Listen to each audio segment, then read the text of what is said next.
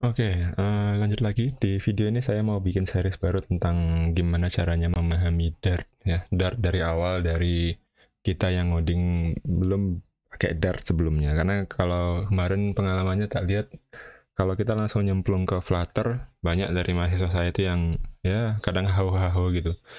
Tapi ini sebenarnya gampang banget dan saya rasa nggak perlu belajar yang dari basic-basic sekali gitu ya. Cuma emang perlu belajar sedikit ya, lebih memahami lebih dalam apa yang dimaksud sama Dart. Dan kalau basicnya sudah, Javanya sudah bagus, jadi teman-teman yang mahasiswa saya itu sebenarnya semester sebelumnya, semester awal itu sudah dapat belajar Java, jadi harusnya ya paham gitu ya. Tapi ya sudahlah, kita belajar lagi gini. Ini ada code lab-nya ya, jadi di sini teman-teman bisa lihat ada code lab-nya. uh, intro to Dart for Java developer. Jadi kita coba di sini gimana cara bikin kelas, gimana cara bikin konstruktor di versi Dart ya. Oke, nah ini kita mulai aja langsung. Introduction, intro for that to Dart for Java developer. Oke, kita bahas. Dart is a programming language for Flutter, Google's UI toolkit for building beautiful natively compiled mobile. Nah, jadi dia bisa dipakai di mobile, di web, dan desktop app from a single code base. Jadi mirip ya. Kalau dulu Javanya itu slogannya adalah build, runs, run anywhere, maka Dart juga kayak gitu kayaknya ya. Jadi dia bakal merambah mobile, web, dan desktop. Jadi kalau teman-teman ada project yang mau jalan di mobile, web, dan desktop, maka Flutter adalah salah satu alternatifnya karena satu code base. Nah, this code lab introduce you to Dart with a focus on the features of Java developer might not expect, ya kan? You can write Dart function in 1 minute, script in 5 minutes, and apps in 10 minutes. Ya, ini overclaim sih, tapi ya udah. Kita lanjut dulu. Di apa yang akan kita pelajari, gimana cara buat konstruktor, uh, berbagai macam cara untuk menspesify parameter, ya. Kapan dan bagaimana buat getter dan setter ya. Di Java ada getter dan setter. Gimana caranya Dart menghandle privacy. Privacy itu protected, private, public gitu. How to create factory. Nah, ini factory kalau Java saya juga jarang sih. Saya belum sampai yang ngajar sampai bikin factory, tapi kita belajar di sini ya. How functional programming work in Dart. Nah, di Dart bisa FP, functional programming, and other Dart core concept. Oke. Yang kamu butuhkan, saya butuh ini ya. Saya butuh VS Code. Saya nggak suka memakai Dartpad. Saya lebih suka ini karena personal preference, karena shortcut dan Vim key bindingnya jalan di sini. Jadi saya lebih suka yang ini.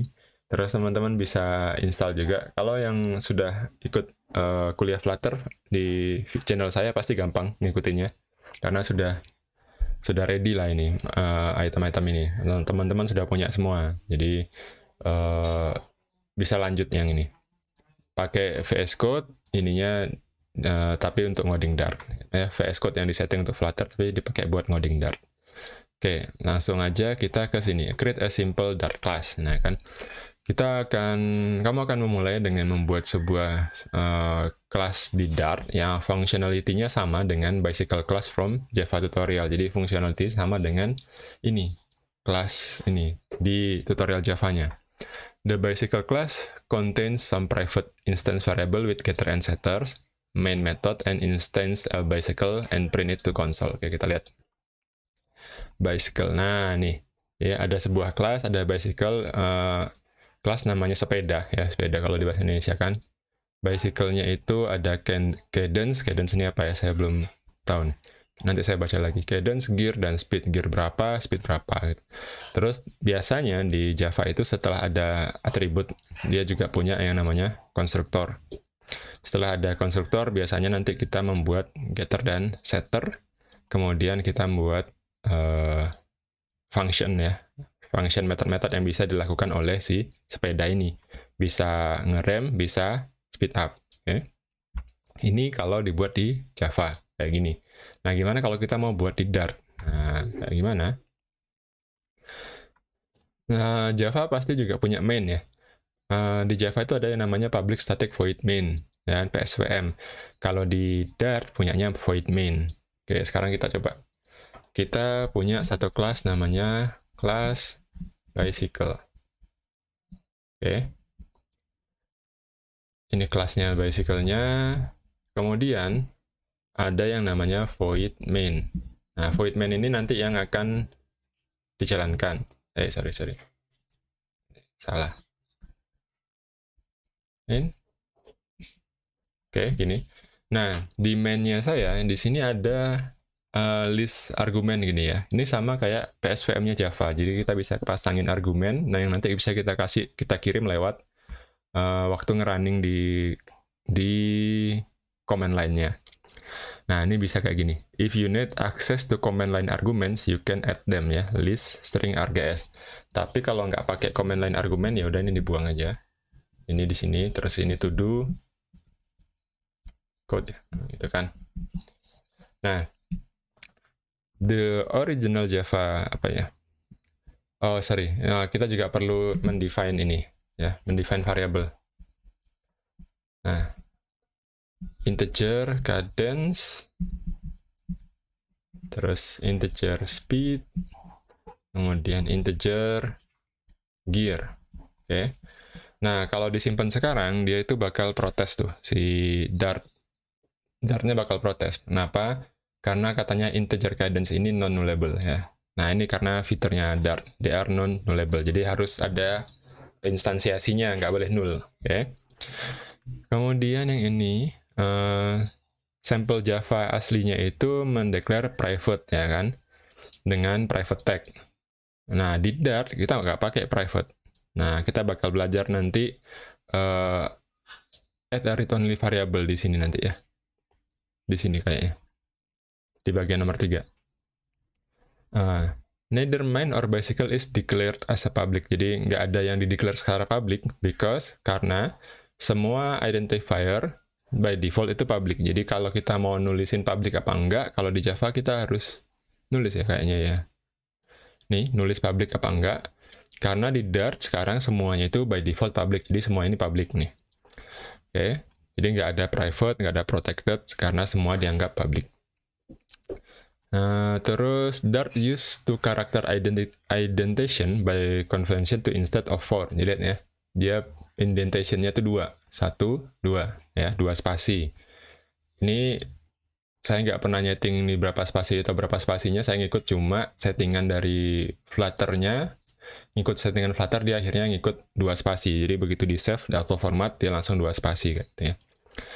Nah, sama kayak tadi di kelas ini ada variabel atau propertiesnya, kita butuh yang namanya konstruktor. Nah, gimana cara bikin konstruktornya? Kalau di Java ada shortcutnya ya. Jadi Ctrl Command titik di sini nanti dia bisa bikinin konstruktor, tapi di sini nggak bisa. Jadi saya bikin manual. Butuh tambahan plugin kayaknya. Bicycle, this.cadence,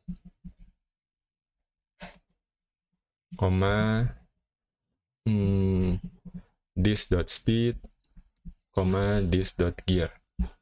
Terus saya titik koma di sini. Nah, ini sesuatu yang berbeda lagi. Beda lagi dengan konstruktornya di sini. Kalau konstruktornya di sini kan harus mendefinisikannya itu bukan this, tapi pakai variabelnya kan.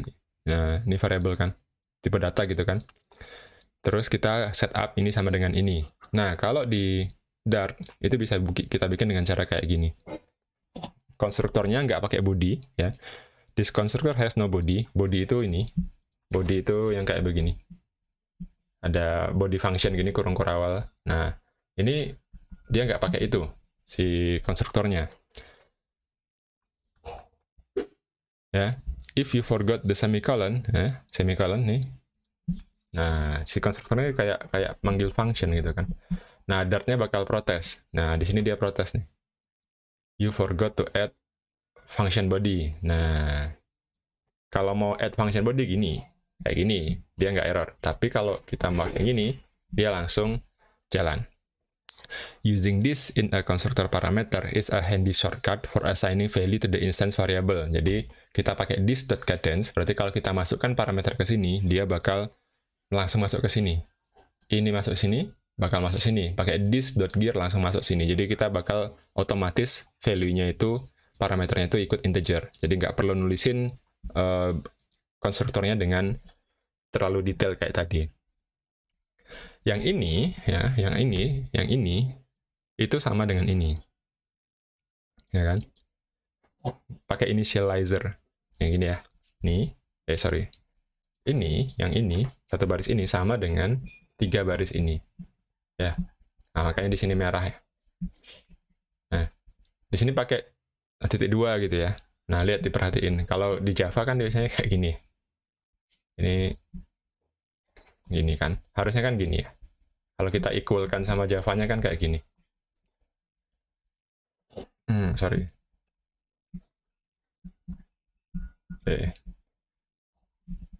Gini kayaknya ya. Tapi error, nggak mau juga dia. Nah, error ya. Kenapa kok error? Oh iya, ini karena null labelnya kayaknya. Dan dia nggak mau ya, mintanya kayak gini. Nah, ya kita ikutin aja. Nah, yang sekian baris ini ya sama dengan satu baris ini. Jadi kalau ngoding ya lebih enak gini. Nah, jadi kalau di Java define konstruktornya seperti ini, ya lihat ya, ingat ya. Di Dart bisa kita define kayak begini gitu ya, lebih sederhana. Nah, kemudian kalau mau instansiasi gimana? Kalau mau instance bike-nya, nah ini kita bisa pakai var bike sama dengan new bicycle. Ini 2 kita ikutin aja 0 9 1 sorry kita bikin 0 nah di sini minta titik koma. Kemudian dia minta print bike. Oke. Nah, di Dart kita bisa nge-remove nih si new ini. New ini optional ya. Nanti juga reflect ke ketika kita bikin widget di Dart, kita bisa bikin tanpa harus ngasih kata-kata new. Jadi kalau di Java itu butuh new di mainnya itu butuh new. Oh, nggak ada mainnya di sini ya. Mainnya itu butuh new, kita di sini nggak pakai new. Udah, ini aja sama. Oke, sekarang kita running example-nya. Kalau kita run, dia bakal keluar di konsol sama kayak Java ya. Keluarnya adalah instance of bicycle. Oke, sekarang kalau mau tahu detailnya gimana ya, kita bisa improve outputnya pakai mengoverride ini. Oke. Di sini kita bisa add override.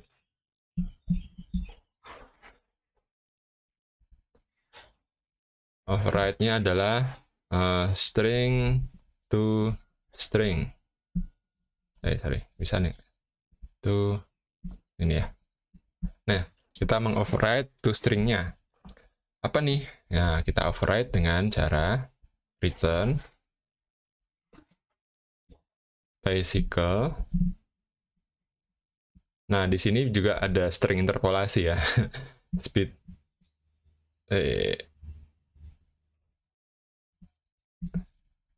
speed mph. Nah, kalau yang saya buat ini itu modelnya kayak gini. Ya, beda ya. Yang di sini kok pakai arrow function. Nah, di sini bisa ternyata pakai arrow function. Ya udah nggak apa-apa, kita running dulu. Dan nggak masalah. Nah, sekarang bicycle kecepatannya 0 mph. Jadi di sini teman-teman belajar apa aja? Belajar cara bikin variabel, bikin kelas, bikin variabel, bikin konstruktornya, bikin override-nya, ngerunningnya, menginstansiasinya, terus menambahin string interpolation-nya. Jadi kita bisa tambahin lain-lain di sini.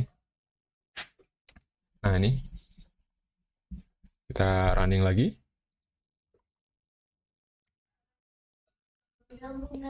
Nah, dengan ini kita punya begini. Aduh, dulu.